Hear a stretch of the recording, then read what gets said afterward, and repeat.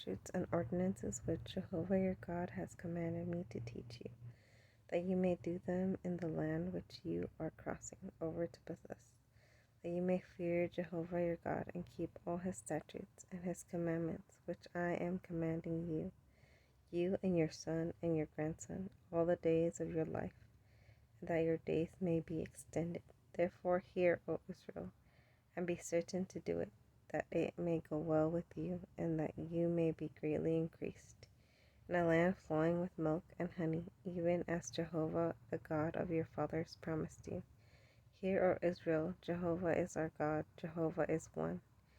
You shall love Jehovah your God with all your heart, and with all your soul, and with all your might. And these words which I command you today shall be upon your heart, and you shall repeat them to your children, and speak about them when you sit in your house, and when you journey on the way, and when you lie down, and when you rise up. And you shall bind them on your hand as a sign, and they shall be as frontlets between your eyes. And you shall write them on the doorposts of your house and on your gates. Remember Jehovah, fearing him, serving him, and not going after other gods. And when Jehovah your God brings you into the land which he swore to your fathers, to Abraham, to Isaac, and to Jacob, to give you a great and fine cities that you did not build, the houses full of every good thing that you did not fill, and hewn cisterns that you did not hew, vineyards and olive groves that you did not plant,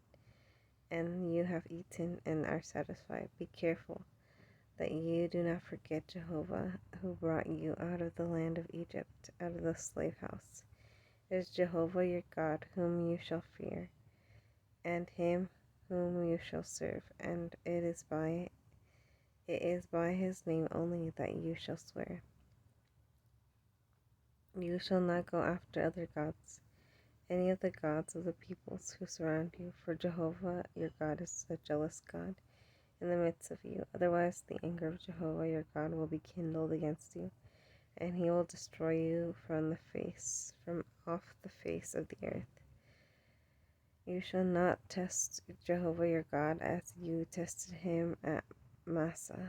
You shall diligently keep the commandments of Jehovah your God, and his testimonies and his statutes which he has commanded you, and you shall do that which is right and good in the sight of Jehovah, so that it may go well with you, and you may enter and possess the good land concerning which Jehovah swore to your fathers, to drive out all your enemies from before you, as Jehovah has spoken, telling their sons about the significance of the testimonies, statutes, and ordinances. When your sons ask you in the future, saying, what is the significance of the testimonies, and the statutes, and the ordinances that Jehovah your God commanded you?